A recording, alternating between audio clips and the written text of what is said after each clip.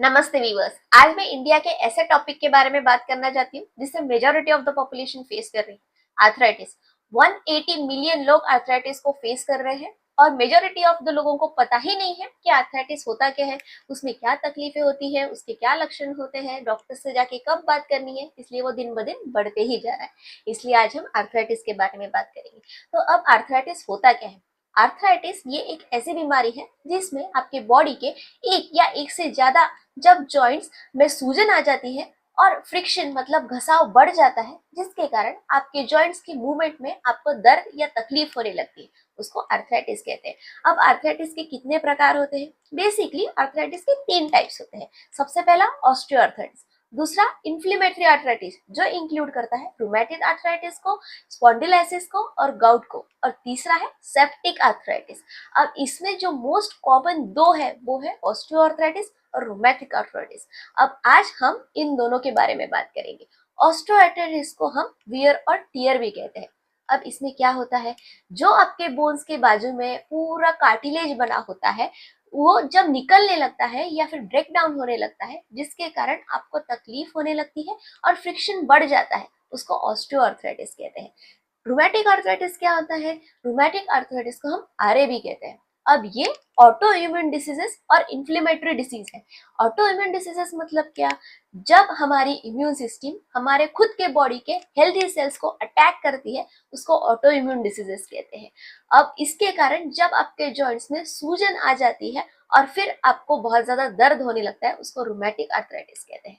अब इसके कॉजेस क्या क्या हो सकते हैं? सबसे पहला कॉज तो ये है कि अगर आपकी फैमिली में किसी को भी अगर पहले से आर्थराइटिस था तो नेक्स्ट जनरेशन को होने के चांसेस बिल्कुल बढ़ जाते हैं।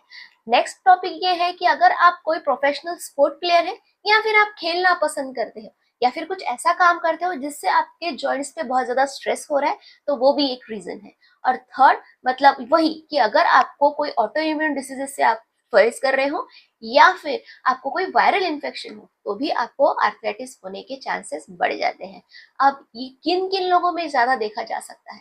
जिनकी उम्र ज्यादा है।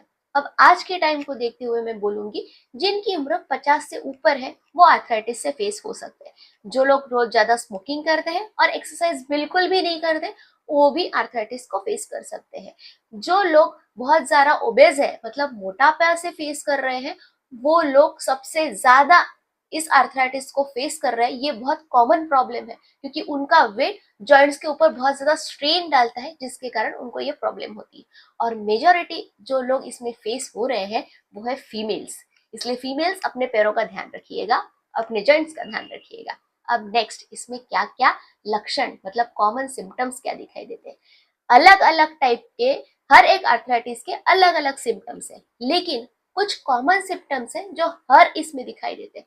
तो सबसे पहला है कि आपके जॉइंट्स में बहुत ज्यादा दर्द होना, उसके ऊपर सूजन आना, आजू बाजू का जो एरिया है आपके जॉइंट्स के वो पूरा रेडनेस में दिखाई देना।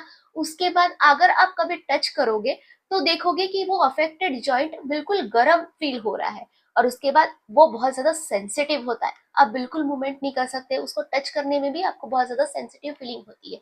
तो ये बहुत ज्यादा कॉमन लक्षण है जो आपको दिखाई देते हैं। अब इसका डायग्नोसिस कैसे करेंगे? सबसे पहले आप फिजिशियन के पास जाएंगे तो फिजिशियन आपका फिजिकल एग्जामिनेशन करेगा। उसके बाद वो आपको हिस्ट्री पूछेगा कि आपके फैमिली में कोई है क्या जिसे आर्थराइटिस है। उसके बाद वो आपको कुछ ब्लड इन्वेस्टिगेशंस लिख के देगा, जिसमें आरएफ और सीसीपी ये ब्लड रेस्ट लिखी जाती है, कभी कभी ईएसआर भी बताया जाता है। उसके बाद आपके जॉइंट्स का एक्सरे बताया जाता है। ये सारी चीजें आपको एडवाइस की जाती है। उसके बाद अभी सबसे इम्पोर्टेंट मतलब इसका इलाज ट्रीटमेंट क्या है? सच बोलूं तो आर्थराइटिस क्योर नहीं हो सकता, इसकी सिर्फ कंजर्वेटिव ट्रीटमेंट्स आती है। कंजर्वेटिव ट्रीटमेंट्स इंक्लूड करती है मेडिसिन, जिसमें आपको एंटी इन्फ्लेमेटरी मिलेगा और पेन किलर्स मिलेंगे। उसके बाद फिजियोथेरेपी, आई से physiotherapy do a miracle in this case, इसलिए फिजियोथेरेपी को प्लीज प्रीफर किया करिए। उसके बाद जो है वो है इंजेक्शंस जो आपको दिए जाते हैं, जो अब बहुत सारे लोगों में अच्छे अच्छे रिजल्ट्स दिखा रहे हैं।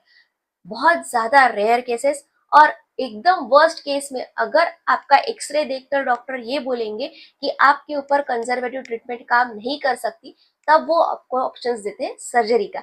जैसे मोस्ट कॉमनली आजकल देखा जाता है नी रिप्लेसमेंट। नी रिप्लेसमेंट को बहुत ज्यादा ऑप्शंस इसलिए दिया जाता है क्योंकि वो बहुत ज्यादा सेफ है। मैं ये इसलिए बोल रही हूँ क्योंकि अगर आपके सर्जन ने जो आपको बताया है वो इंस्ट्रक्शंस आप रेगुलरली अच्छे से फॉलो करोगे तो कुछ महीने बाद आप ये भूल भी जाओगे कि आपकी कोई सर्जरी हुई थी। इसलिए it's very safe. Science is developing for the betterment of the people, इसलिए कोई टेंशन नहीं है। अब आपको कुछ भी प्रॉब्लम हो, कुछ भी तकलीफ हो तो उसका सॉल्यूशन अभी मिल जाता है।